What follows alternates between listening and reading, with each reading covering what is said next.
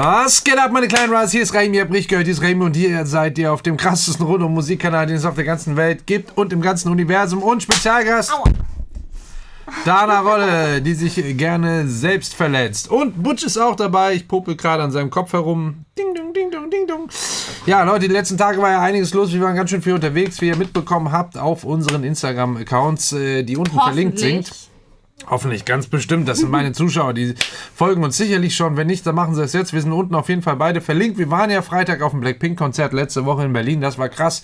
Einiges an Arbeit gewesen. Gut. Ja, da haben wir aber auch ein Video zu gemacht, wo wir am Anfang 15 Minuten lang darüber reden und dann erst die Reaction machen.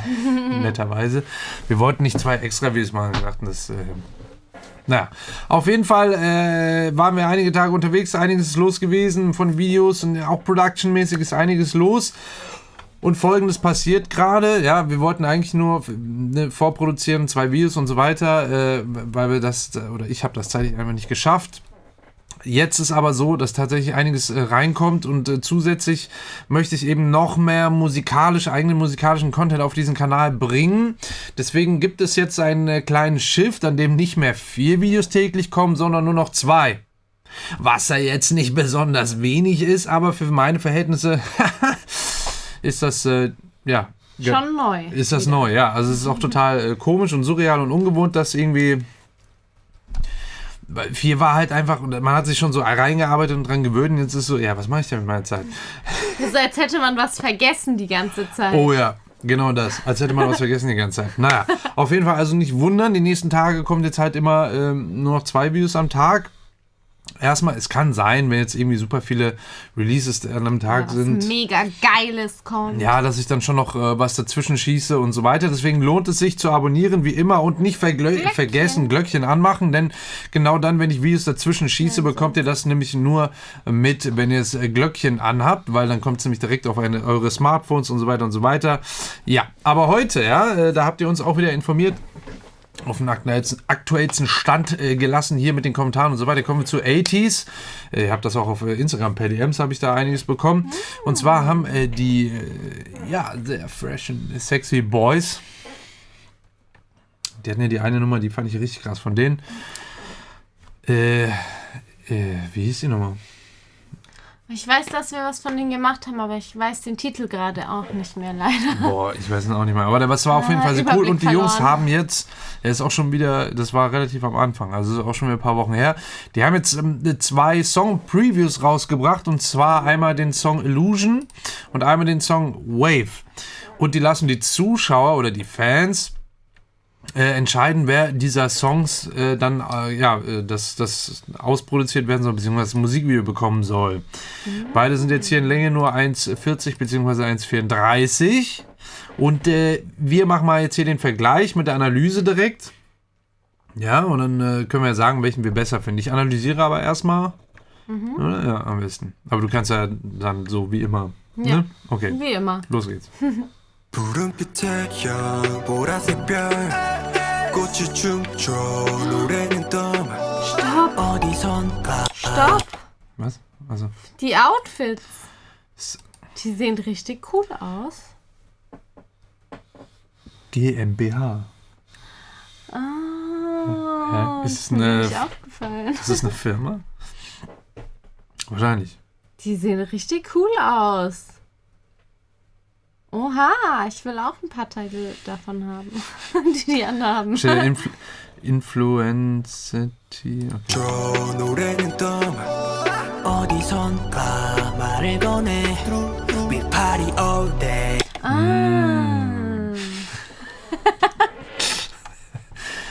Ja, die sind ja bekannt auf jeden Fall, gerade auch in der Street-Style-Szene, ne? Sehr bekannt. Ist sie zu laut oder sowas? Ich musste gerade ein bisschen runterdrehen, tatsächlich. 거짓말 같은 장관 눈 감았다 떴다 몇 번을 감았다 떴다 Geil, auch 지금 난 마치 콜럼버스 기분 마치 반말하는 개구리와 거북이 빨간색 개나리의 바라기 지금 뭐? Was kannst du denn bisher zu dem Song sagen? Das ist halt also erstmal super schön, wie die Stimmen hier klingen und reinkommen direkt. Das ist ja natürlich auch wieder so ein Streaming-Ding, dass man so, ich meine, gut, das ist auch eine Preview, aber dass das halt hier direkt anfängt, wird nicht lange rumgeeiert.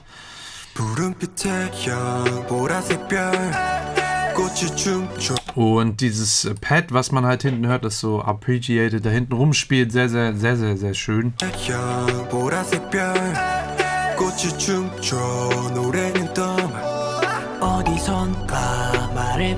Da war auch so, da ist so ein, hier dieses so eine 808 Cowbell drin, so ein Bong.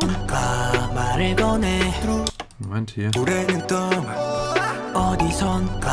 Ganz kurz. Bonk. Das ist so eine ganz alte, uralte, klassische 808 Cowbell hier drin. Nochmal so ein kurz Revival an ja, so die wirklich Classic Sounds. Die kennt man, ich weiß nicht, wann die das erste Mal kamen. Ich glaube tatsächlich so in den 80ern oder sowas. Bis heute noch durchgesetzt. Das ist schon faszinierend, ja, dass so ein einzelner Sound sich dann irgendwie über 40, 50 Jahre teilweise dann so durchsetzt und dann so auf internationalen Produktionen dann auch noch seinen Platz findet. Ist schon beeindruckend. Der war hier später auch nochmal zu hören. Den finde ich ein bisschen... das klingt voll süß. Ich finde es ein bisschen komisch. Weil das ist so wie Alvin and the Chipmunks und nicht auf cool. Also, ich find's cute. Ja, cute halt, aber weiß ich nicht, was es in so einem Song verloren hat. Können ja mal weiter. Ist auch zu laut, also finde ich. Es ist schon sehr laut, das Ja. stimmt. Da muss ich dir recht geben.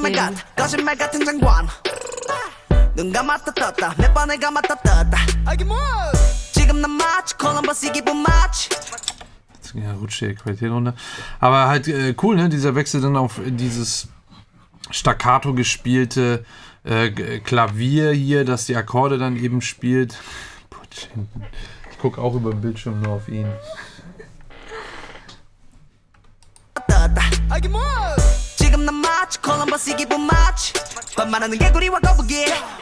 Geil mit diesen so super, also da kommt ja kein richtiger Takt auf, das ist sehr selektiv, was wir halt an Drum- und Percussion-Sounds drin haben, die so immer wieder vereinzelt selektiv da reinsetzen und dann zwischendurch einfach nur mal so ein Bass so, also sehr, das Einzige, was hier wirklich diesen Takt vorgibt, einen Rhythmus, ist tatsächlich das Klavier, das alles andere ist so ein bisschen durcheinander eher.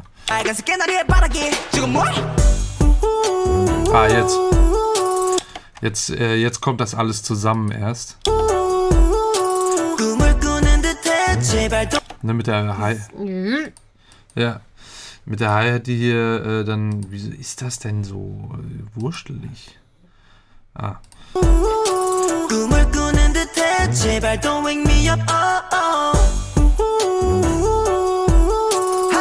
Das ist ja so ein Basssound.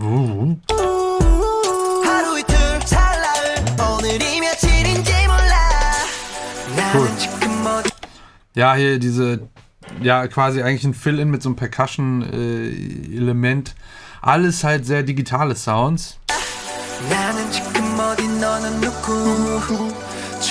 Muss ich es beschreiben? So ein White Noise, der hier dann eben schön reinläuft. Ich bin immer noch verunsichert, wie viel ich dann benennen soll oder nicht benennen soll. Manche bei dem letzten Video oder vorletzten Video haben ein, zwei geschrieben, ja, was haben wir jetzt aus dem Video gelernt? Da hat er nichts gesagt, außer Bing, Bung, Pum, Pau, Pau. Sag einfach alles. Ich bin gerade total fasziniert von dem, was ich höre und also von der Musik und von dir. Okay. Ich so,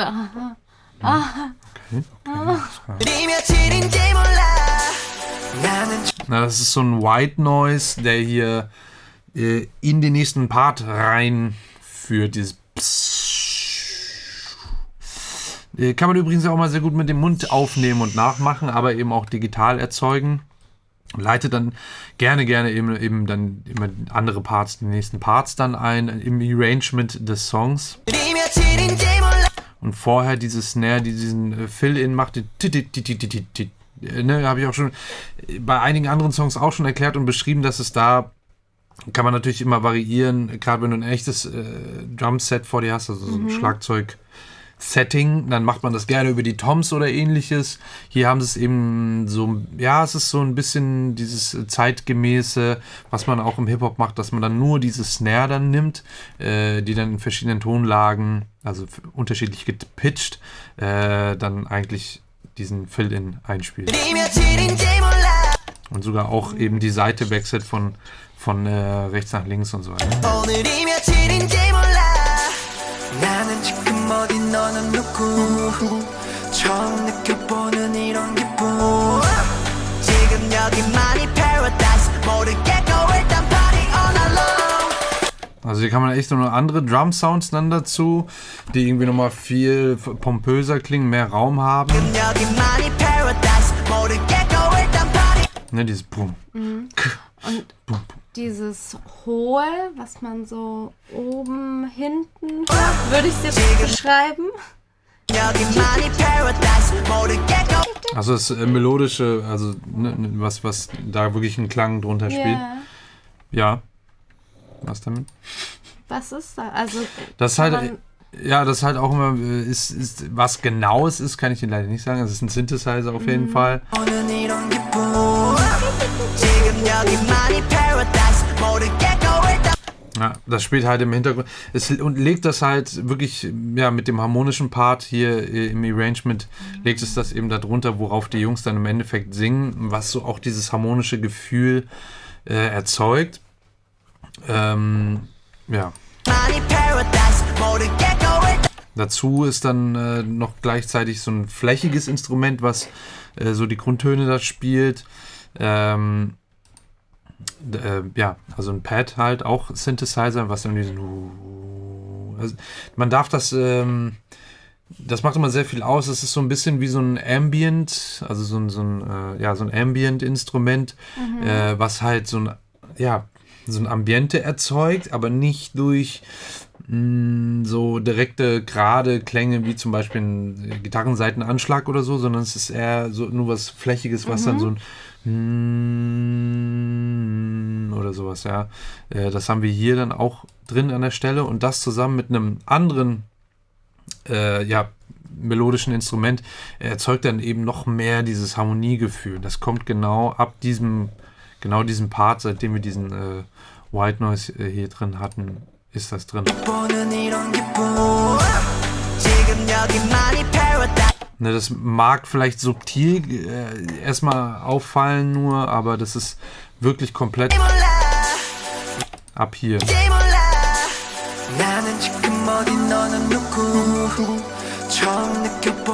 Und das sorgt eben dafür, dass man so richtig harmonisch hier abgeholt wird. Das ist so wie so...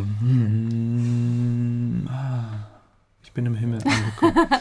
Ja, das ist so ein wirklich... Ja, ein Pad nennt man das. Also eine Fläche.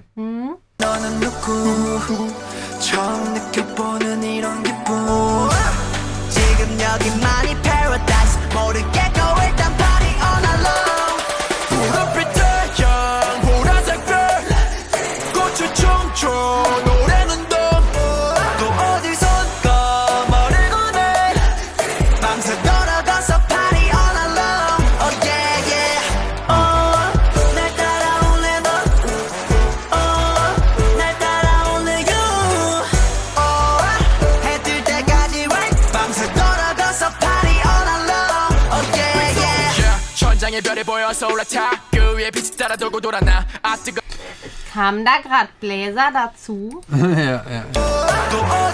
Also. Richtig fett.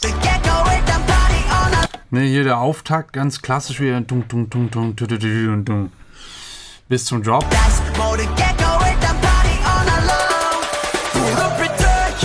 Wobei die jetzt keinen Part drin haben, wo es einmal so richtig still drin wird. Wo alles rausgenommen wird. Genau, das haben wir ja relativ oft. Das muss man nicht machen, das ist ja klar. Aber hier würde ich fast sagen, wäre es eigentlich cool gewesen, es zu machen. Also man muss es nicht machen, aber ich glaube, hier hätte es sich gelohnt. Weil der Part danach auch sehr, sehr dicht ist und sehr, sehr fett sein soll. Gerade mit dieser Bläsersektion, also diese typischen Epic Brass Wump. Boah, Oh, die sind richtig geil. Bum, bum, bum, bum. Das sind halt immer Synthesizer, Brass Sounds, die sehr, sehr epic klingen.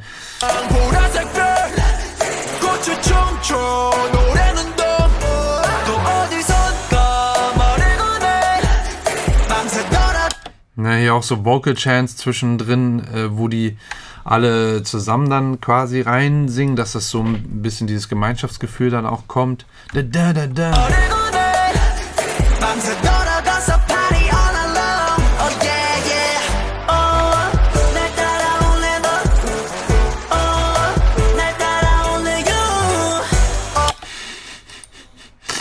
Schön getunter Party.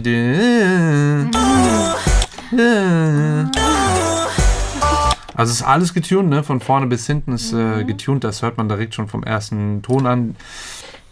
Der da angesungen wird, ist sehr, sehr glatt gezogen. Ja? Also kaum Vibrato noch drin in den Stimmen.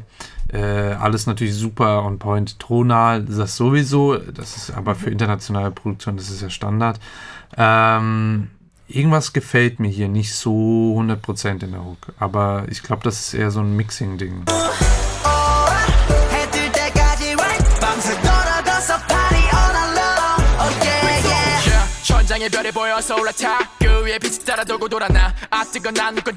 Ja, cool, halt nach dem Hook hier wieder ein Rap-Part rein. Mit Autotune drauf. Hier unten auch wieder diese random, ich sag random, weil es halt wirklich sehr, sehr, sehr selektiv, also sehr wenig reinkommt, der Subbass im Verse, das war hier vorne auch schon.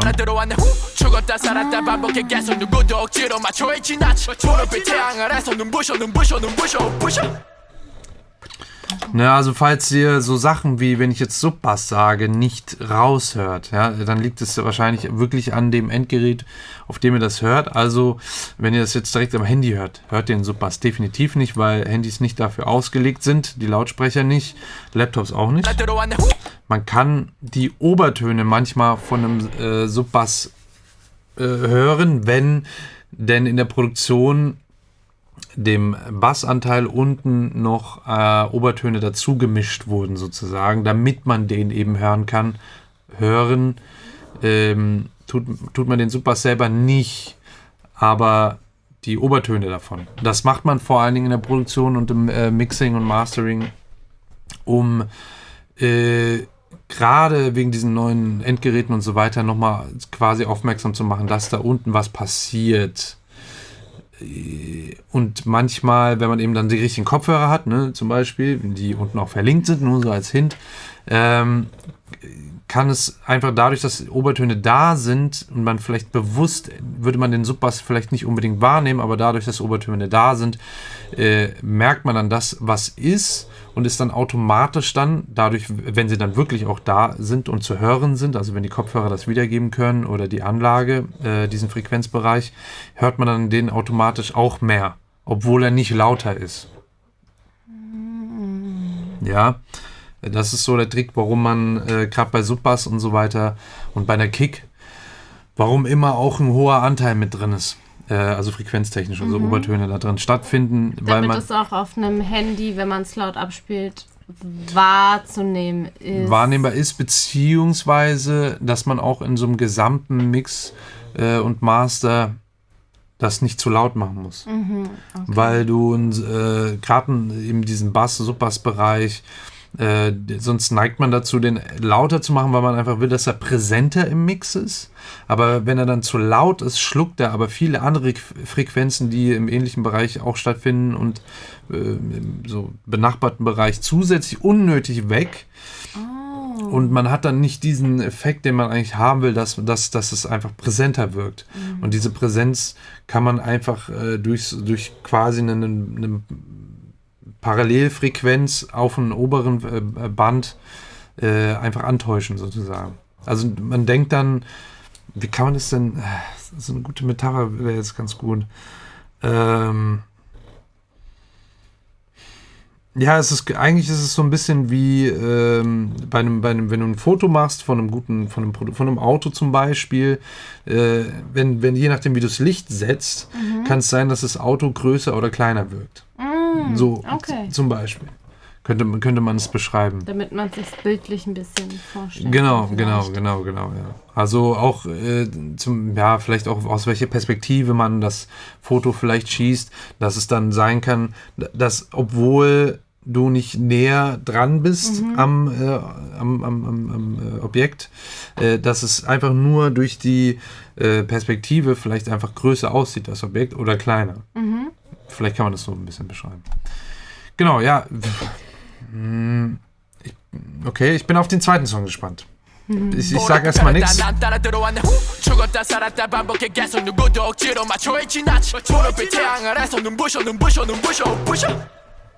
Ne, so.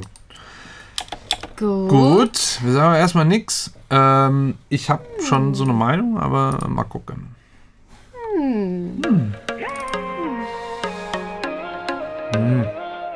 Oh, ich liebe Neongelb. Schon gewonnen. Na, also hier direkt am Anfang, das sind auf jeden Fall. Ist auch wieder so ein Synthesizer, der die Akkorde eben spielt, aber eben so. Klingt wie so eine verzerrte Stimme. Genau, also noch dazu ist so eine verzerrte Stimme drauf, aber ich meinte das din. Ach so. Das ist so Marimba-artig, ne, so, also irgendwas schlägelartig gespieltes, ist aber halt natürlich ein Synthesizer. Genau, und das ist eine Stimme, die eben hier moduliert wurde, verzerrt wurde, einmal hochgepitcht auf dem rechten Ohr zu hören und tiefer gepitcht auf dem linken. Also ich sag mal so, halb links schräg vor mir ist es ein bisschen tiefer. Und dazu die hohe Harmonie, die höhere, etwas weiter rechts, also so ungefähr. Das möchte ich jetzt auch raushören.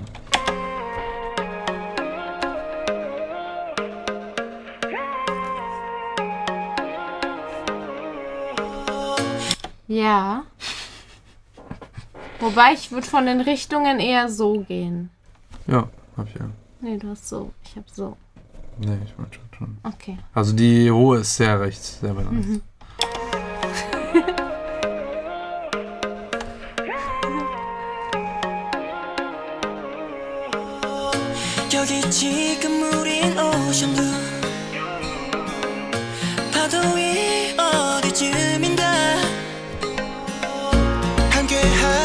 Cool, also allein hier schon, ne, dieser Einstieg ist für dieses mit der Stimme, dass da quasi Stimme als Riser benutzt wird, genau.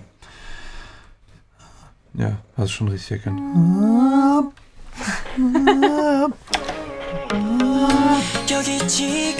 Und dann eine Akustikgitarre, ne? Klingt nach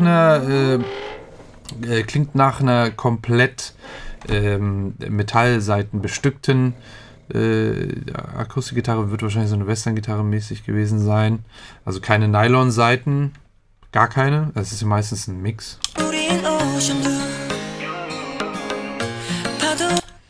Wobei, ja.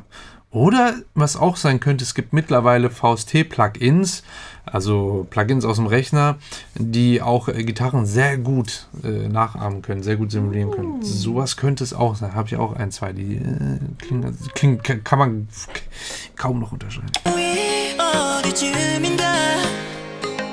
Sag mal, ist dir das nicht so laut? Ne?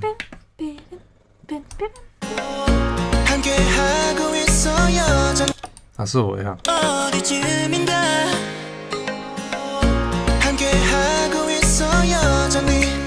Boah, die Jacke ist ja geil.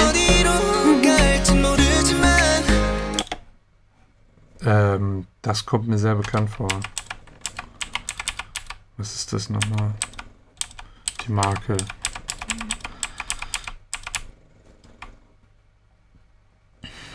Das ist nur die Typo, die mir bekannt vorkommt. Die Typo, weil die ist wie bei Calabasas. Ah, ja, okay. Easy.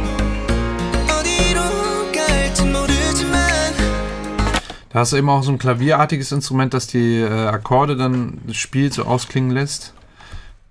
Also eben ding, ding. Genau, ein kleiner Percussion-Fill-In.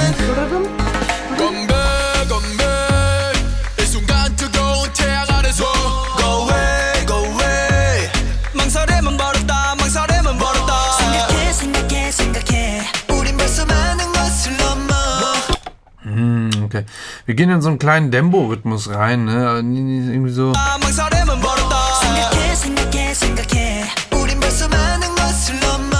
Nicht ganz, also hat schon den Vibe irgendwie so, eben dieses ja, nicht so ganz. Aber es hat schon so mehr Summer Caribbean Vibes.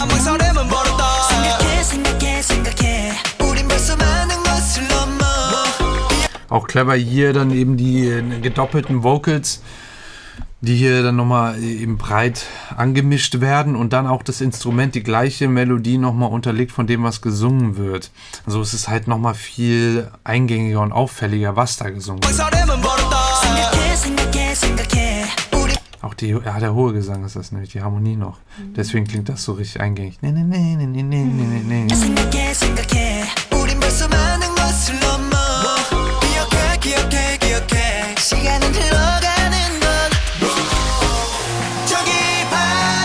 Ja, klassisch wieder der Riser und dann mit diesem Ausklingen.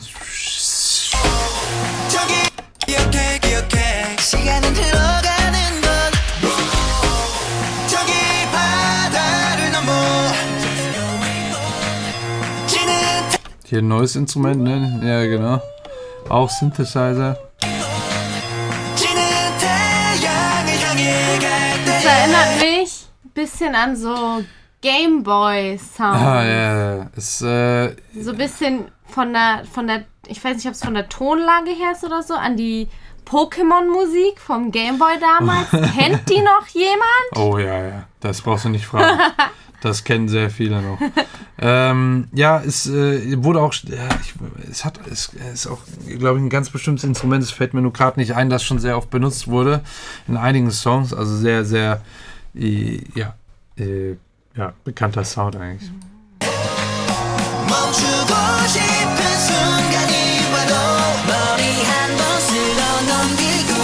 Das ist krass, also vermeintlich hört man hier an der Stelle ja bewusst vielleicht erstmal nur eine Stimme, aber es sind tatsächlich sehr viele Stimmen hier vorne in diesem Auftakt schon fast choral angesetzt. Also es sind mindestens 4 Stimmen, die man hier hört. Also auch 4stimmig tatsächlich.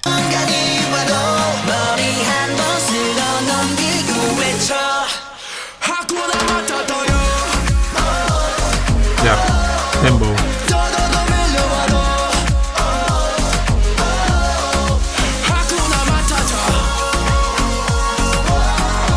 Hakuna Matata.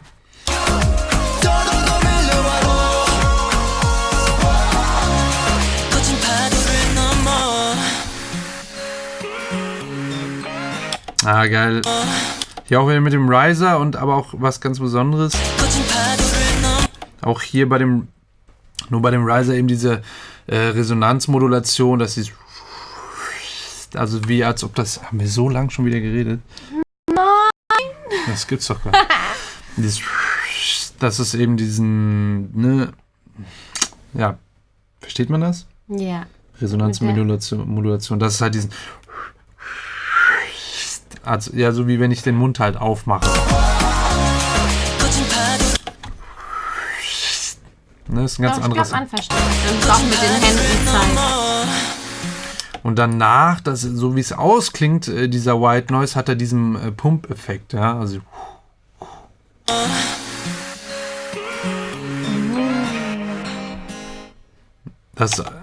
jetzt habe ich es ganz genau rausgehört. Das ist auf jeden Fall ein VST-Plugin-Gitarre. Woran hast du es gehört? Das ist so ein ganz klassisch, vorher dachte ich schon ein bisschen vom Klang. Dann ist es sehr quantisiert gespielt, also sehr gerade, sehr präzise. Das kann man auch heutzutage, selbst wenn es manuell eingespielt wird, auch nachträglich quantisieren tatsächlich. Also wenn ein Mensch das einspielt, hat mir am Wochenende erst mit Marty oder so, mit Marty Fischer übrigens, Grüße gehen raus, falls er das Video sieht, dass man da Dinge dann quantisieren kann. Ne? Also wenn jetzt ein Bass live einspiele, die Gitarre, kann ich das auch quantisieren. Was bedeutet quantisieren? Die Wikipedia-Definition weiß ich leider nicht. Im Endeffekt bedeutet es aber so viel wie, dass man die eingespielten Signale, wird es zu kompliziert? Nee. Die eingespielten Signale auf den Takt präzise anlegt. Okay. Damit kann ich schon mal was anfangen. Mehr als mit quantisieren. Ja, ich habe mich auch nie gefragt, wo es herkommt, ehrlich gesagt. Ich habe es auch nie nachgeschlagen. Aber es heißt quantisieren. Genau, also wenn ich jetzt eben zum Beispiel Schlagzeug einspiele, ja, und ich habe ein Metronom vorgegeben, der mir den Takt genau angibt, zu 100% präzise, weil da durch einen Rechner oder Geräte, die können das eben wirklich mit sehr wenig Spielraum eben wiedergeben, was wie ein Takt halt ist. Und wenn man ein Mensch ist, neigt man dazu, nicht perfekt darauf zu spielen. Es gibt natürlich Leute, die das machen können. Und es kommt auch auf die Musikart an, da möchte man es oft nicht machen, wie zum Beispiel so eher so Reggae und groovige Sachen, R&B. Da möchte man immer so ein bisschen laid back, also nachgezogen zu dem Takt spielen. Da ist es ja geil, wenn diese menschliche Komponente drin ist, dass man dann nicht genau präzise auf den Schlag des Taktells oder des Metronoms dann das Instrument anspielt. Egal ob Drums, Bass, Keyboard, whatever it is. Und genauso auch beim Gesang. Und das kann man aber heutzutage eben, früher war das so, dass man nur MIDI-Signale, also wenn man jetzt irgendwie einen Hardware-Controller wie das Keyboard eingespielt hat, hatte man dann eben so ein Signal in Form von nicht einer richtigen Aufnahme, sondern eigentlich nur ein Kommando, ein digitales Kommando im Rechner, das man dann verschieben konnte. Und das war nachvollziehbar, dass man es quantisieren kann. Aber später kam es dazu, dass man auch Aufnahmen, wie wenn ich jetzt spreche, hat man ja eine Aufnahme auch auf dem Handy oder so. Das ist dann in einer Waveform oder ein Wave aufgenommen und dann war das früher fest. Da konntest du höchstens dann irgendwie einen Schnitt setzen und dann verschieben, aber heutzutage drückst du einen Knopf und der kann dir das auf den Takt quantisieren oder manuell quantisieren. Also, dass du das wirklich auf den Punkt setzen kannst. Okay. Ja, je nachdem, was man haben möchte, ist es manchmal sinnvoll, manchmal funktioniert es besser, manchmal schlechter. Aber hier, um zurückzukommen auf die Gitarre, hört man, dass sie eben sehr präzise gespielt ist. Auch die Lautstärken, ne, das ist ja auch etwas, wenn ein Mensch spielt, sind da immer Variationen in den Lautstärken und so. Mal leise. Genau, das kann man bei computersimulierten Instrumenten auch heutzutage natürlich, aber es klingt sehr... Gerade dieser Klang von 2 Seiten oder 3 Seiten gleichzeitig erzeugt im echt gespielten Instrument einen ganz besonderen Klang, also einen ganz anderen Mix von Klang als hier. Und bei diesem digitalen Instrument klingt das dadurch, dass es wirklich simuliert ist und nicht die Seite aufgenommen wurde, oder ich weiß nicht, bei dem zumindest, es klingt sehr simuliert. Es gibt auch welche, wo dann echte Seiten aufgenommen werden und dann, ne, wenn die 2 klingen, gleichzeitig oder 3, hier sind es 2 gewesen hintereinander, dann klingt das so ganz, also ich sag mal komisch verglichen zu einer echten Gitarre. Ne, also wenn der Übergang mit die 2 okay, ja. Jetzt weiß ich, was du meinst. Ja, also ich könnte jetzt Cubase aufmachen, also mein Audiobearbeitungsprogramm könnte euch sofort ein Instrument zeigen, das genau so klingt. Heißt nicht, dass es genau das gleiche ist, aber dann könnte ich euch zeigen, dass es höchstwahrscheinlich wirklich eben eine simulierte Gitarre ist. So, ne, aber im Gesamten, das ist halt immer das Ding, warum es funktioniert mit allem anderen, was drumherum ist, hört man das gar nicht so krass raus. Und gerade bei diesem Stil der Musik, die ja doch sehr elektronisch angelegt ist, funktioniert das ja auch super. Da muss man jetzt keine akustische Gitarre haben, das wird das wahrscheinlich auch schon wieder in eine ganz andere Richtung lenken. So, ich wollte, ja, das war ein riesen Ausschweifer, aber gut, das ist halt, ne, manchmal dann zu lang, manchmal zu kurz, was soll ich machen? Ich wollte den Drop nochmal an. Ne, weil hier ist tatsächlich diese Pause dann da, wo zwischenzeitlich einfach nichts gespielt wird. Geiler Auftakt. Richtig cooler Auftakt, kommt fett in die Hook rein. Wir haben ja vorher die ganze Zeit auch keine Kick.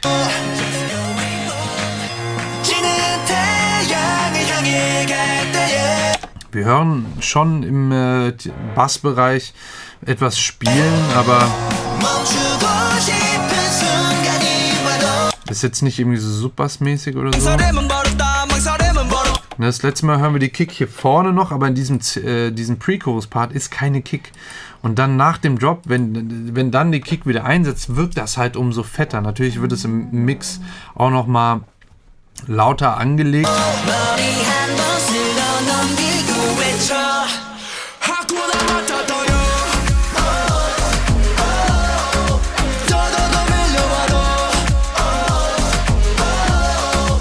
Da läuft auch tatsächlich die ganze Zeit im Hintergrund ein White Noise, ne? der irgendwie die mitschwingt. Also wirklich nach dem Drop läuft die ganze Zeit durch. Wave. Jetzt immer noch? Jetzt nicht mehr. Da läuft die ganze Zeit, nach diesem Drop läuft die ganze Zeit dieser Noise da, White Noise. Vielleicht wegen Wave, ja, deswegen dem Titel. Und dann ab dem zweiten Part geht er dann nochmal hoch. Jetzt hört man den immer noch. Jetzt ist er weg. Und dann geht er tatsächlich irgendwann weg. Und da ist er wieder. Also er geht wirklich einmal so hoch, dass er dann kurz mal weg ist und dann kommen wir wieder rein. Also da ist die ganze Zeit so ein White Noise drin, der wirklich da komplett durchläuft. Sieht gerade so aus, als ob er keine Nase hätte. Ne, also hier bei dem Song auf jeden Fall wichtiges Thema White Noise. So. Welcher Song gefällt dir besser auf 3? Aber ich kann mich nicht entscheiden. Warte, ich muss kurz... Ich kann mich... muss ich? Du musst. You've got to. Okay. Na gut. Kannst du den noch mal kurz anspielen? Oh. Nein.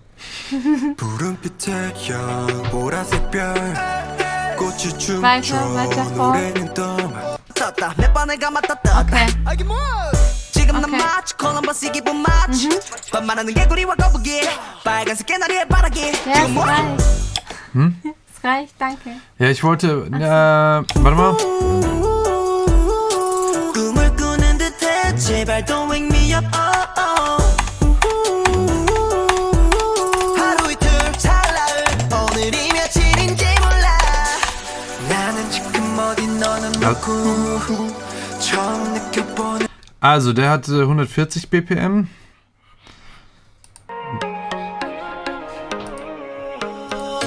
여기 지금 우린 오션뷰 파도 위 어디쯤인가 함께하고 있어 여전히 Ja, 어디로 der hat 100 BPM. Interessant. Wobei man hier sagen Schon ein muss. großer Unterschied, oder? Ja, wobei man hier sagen muss, dass der aber zwischenzeitlich auch mehr so ein Halftime-Feeling hat. 이런 기분 지금 여기만이 paradise 모르게 go 말하는 개구리와 거북이 빨간색 개나리의 바라기 Also man kann, das merkt man ja, man kann theoretisch im halben Tempo drauf tanzen oder viben, also eher den machen. Oder den. Und da merkt man, dass das halt definitiv ein Song ist, der auf jeden Fall schneller ist als 120, 130 BPM. Okay. Deswegen hätte ich mir eigentlich auch schon denken können, dass er 140, 141 ist und im halben Tempo dann eben bei 70 BPM auch funktioniert. Deswegen geht die Hook auch da.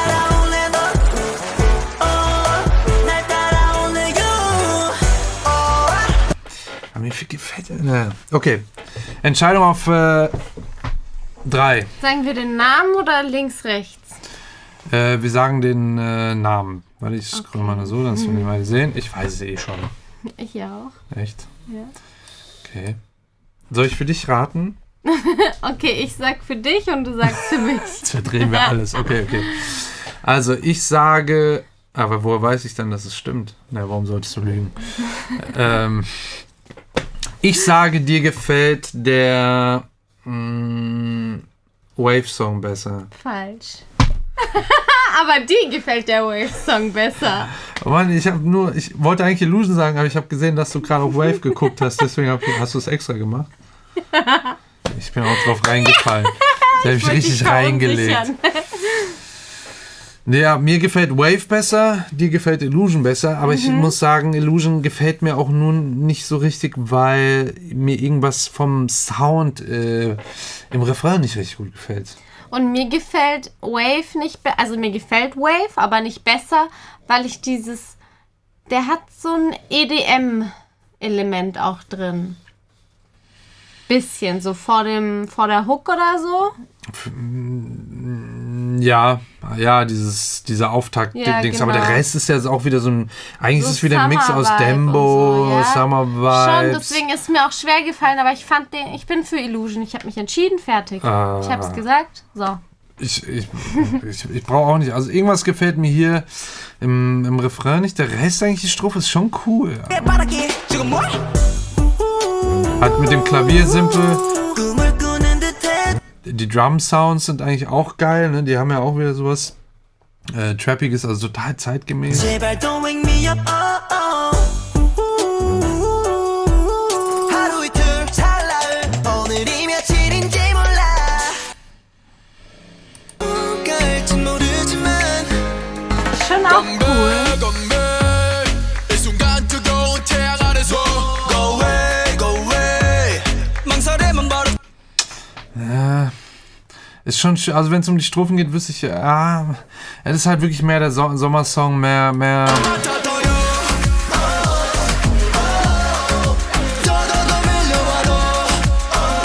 Es könnte halt auch sein, dass manche das ausgelutscht finden, wobei man sagen muss, diese Dembo-Rhythmik und dieser Stil von Musik, den hört man ja schon seit Ewigkeiten. Das ist jetzt nicht seit 2-3 Jahren oder so. Das gibt sicher auch schon 70er oder 80er Songs, die genauso waren. Nee, ich bleib bei. Nee, du musst jetzt auch bei dem bleiben. Nee, bleib ich auch. Weil hier gefällt mir die Hook einfach nicht. 천장의 별이 보여 Aber nicht mal von der Komposition, sondern wirklich von Mixing. 해뜰 때까지 right 밤새 돌아가서 party all night long Das klingt so voll, aber gleichzeitig so leer. Echt? Habe ich den Eindruck. Es ist ein bisschen schwer zu beschreiben. Ich kann es nicht ganz benennen. Ich weiß nicht, ob es einfach dran liegt, wie das so EQ-technisch verteilt wurde hier. Aber ja, das ist so das, was mich hier stört. 해뜰 때까지 Und ich glaube, weil er vorher kein Drop ist. Der hätte hier schon echt Sinn gemacht, finde ich. Weil das Ding dann noch mehr geknallt hätte. Weil das Ding eh schon so voll ist, braucht man kurz mal diese Pause, damit das hier so richtig schön reindroppen kann. 날 따라올래 너 날 따라올래 you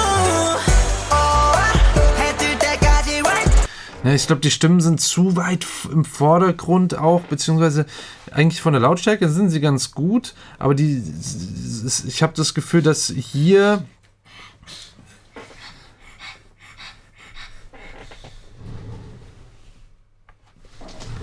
der Mops macht schon wieder komische Geräusche. Ich habe das Gefühl, dass hier der Instrumentalpart ist und hier sind die Stimmen. Verstehst du? Also die sind nicht so richtig. Okay. Naja, was ich mich gerade gefragt habe, Hast nicht gesehen, ja? nee, habe ich nicht gesehen, muss ich im Video dann gucken. Also wo stimmen die Fans dann eigentlich ab oder woran machen die das fest? An den View-Zahlen oder? Oh, gute Frage. Also wir müssen jetzt beides liken, ja, weil Ja. Das könnt ihr uns vielleicht sagen. also Stimmt guck mal, man stimmt, irgendwo noch wir ab? könnten ja auch selber mal gucken. Ah, Der ja, hat hier, vote for. 532.465, Aber- 92.000 Likes, ja, ich habe es gesehen, und der hat 107.000 Likes. Was wäre denn, wenn beide gleich viele Likes haben? Müssen sie dann zu beiden Musikvideos drehen? Vote for 80's Next Song, Fancafé. Wo sollen wir das jetzt machen? Auf der Official Voting Site. Machen wir das? Oh, Cool. 24. bis 30. Mai, Round 1. Songvorschau. Zweites Die haben Video. wir beendet. Warte mal, Songvorschau? Achso, es Ja, gab, weil genau. es gab ja immer eine Ja. Song-Preview und jetzt... Ja, genau. Und dann jetzt ist das Performance-Video rausgekommen. Das ist jetzt gerade und Abstimmung der 80s. die stimmen selbst auch noch ab. Ah, okay. Krass. Und dann Titelankündigung. Such die Performance aus. Und wir müssen jetzt für beides voten. Ja, Geht das? also nee, aber ich kann dann von meinem Computer aus auch für mein Oh, ich muss mich Favorite einloggen. voten. Okay, ich mache das gleich. Möchte jetzt nicht meine Daten hier eingeben. Okay, interessant, voll cool. Cooles Konzept. My Music Taste. Das, ach so, dann kann das jeder wahrscheinlich machen. Ist das jetzt speziell nur 80s? Das klingt so, als ob das für alle so ein bisschen wäre. Ah, okay, das ist so ein Konzept, siehst du? Cool. Nice. Sollte ich vielleicht dann auch mal machen. So, Leute, ich glaube, es reicht. Ihr habt Ja. alles mitbekommen. War jetzt ein langes Video, ne? Dafür, dass dann jetzt nicht mehr so viele kommen, macht irgendwie auch keinen Sinn. Dass dann nicht so viele und dann so lang, oder? Vielleicht lang besser. Dann kann ich auch nochmal genau auf die Songs eingehen, oder?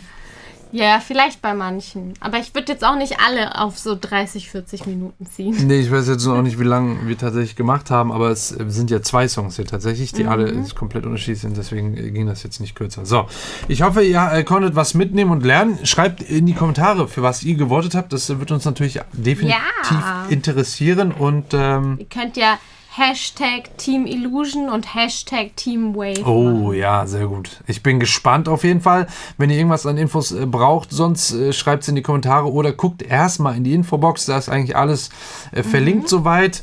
Die Abozahlen können wir auch mal durchgeben. 35.545. Also wir haben die 35.000 geknackt, mal so nebenbei. Auch sehr, sehr, sehr geil. Vielen Dank dann nochmal an euch. Und sonst irgendwas zu sagen? Alles ist unten verlinkt. Dana ist Kanal und Instagram und neues Video auch, wo wir übrigens zusammen waren. Ne? Und ja, ist viel los gerade. Enormste Outfitpreise geschätzt haben. Da kommt gerade der nächste wieder. Das hat uns schon gehört. Yes. Instagram übrigens auch nicht vergessen. Das wird auch immer mehr. Also ist viel los gerade. Mehr kann ich nicht sagen. Und bis zum nächsten Video. Tschüss. Achso, ich muss ja